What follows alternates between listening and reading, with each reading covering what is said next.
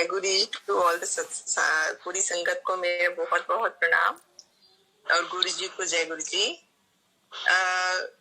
गुरु जी के बारे में मैं कुछ बताना चाहूंगी संगत को कि गुरु जी हमें वहमों से बाहर निकालने आए थे और गुरु जी 90% हमारे कर्मा काटवा देते हैं और 10% हमें काटने पड़ते हैं और वो भी बहुत मुश्किल हो जाते हैं।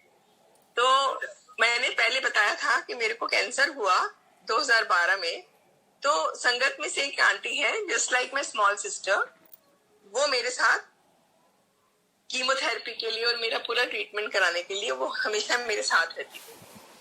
तो उनको ये उनका सवाल था, एक बारी मंदिर हम लोग गए, हम लोग इकट्ठे मंदिर, बड़े मंदिर जाया करते थे। तो गुड़गांव की संगत जानती होगी, भाटिया आंटी है, उनके घर हर महीने सत्संग होता है। तो वो भाटिया आंटी बाहर मिली उनको, तो आंटी उनसे पूछती है कि दीदी जब ये वाली आंटी अलका आंटी इतना मानती है गुरुजी को, गुरुजी के अलावा मीन्स बहुत ज्यादा इनके ऊपर फेथ है, फिर गुरुजी ने इनको कैंसर क्यों होने दिया? तो कैंसर इसलिए क्योंकि वो मेरे कर्मा है जो गुरुजी कटवा रहे थे, बाकी वो भी काटने मुश्किल हो रहे थे, बहुत टफ टाइम से गुजरी। तो वो आंटी को हमेशा यही रहता था कि ये आंटी को क्यों तकलीफ दी गुरुजी ने।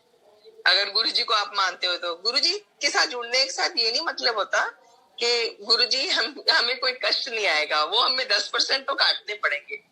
तो फिर उसके बाद उनको सवाल का जवाब नहीं मिलता था, वो जाती थी मेरे साथ मंदिर पर वो पूरी तरह से नहीं गुरुजी के साथ जुड़ पा रही। तो उसका गुरुजी ने एक दिन वो सुबह उठ के उनकी कुछ फ्रेंड्स से आना था, तो उन्होंने सोचा सुबह अर्ली मॉर्निंग फटाफट मैं लंच तैयार कर देती हूँ, लंच पे आना फ्रेंड्स ने।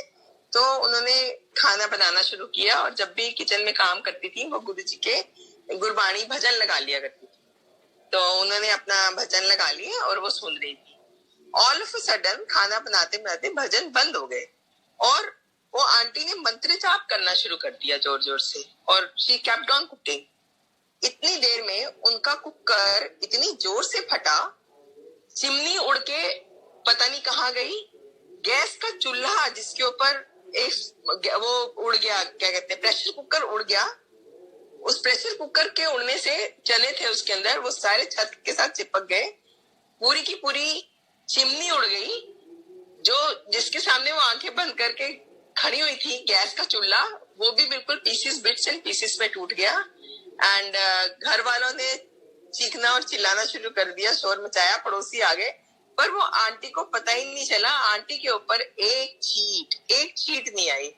सो गुरुजी ने उसको जवाब दे दिया कि मीन्स मैं हूं यहाँ हर वक्त आपके साथ। तो सिंस दैट डे वो आंटी कहती है मैं आगे से कोई क्वेश्चन नहीं करूंगी गुरुजी। सो शुक्राना गुरुजी उनको सेव करने के लिए। तो गुरुजी सिर्फ हमें इन चीजों से नहीं बचाते हैं, हमारे हमेशा अंग संग रहते हैं, हमें हमारी हर प्रॉब्लम सॉल्व करते हैं, हर प्रॉब्लम। मैंने सुना है कई सत्संग, कई लोग बोलते हैं रोज गुरुजी सपने में आते हैं। खैर सपने में आते हैं गुरुजी जब आपको नीड होती है, पर हर रोज तो नहीं आते हैं।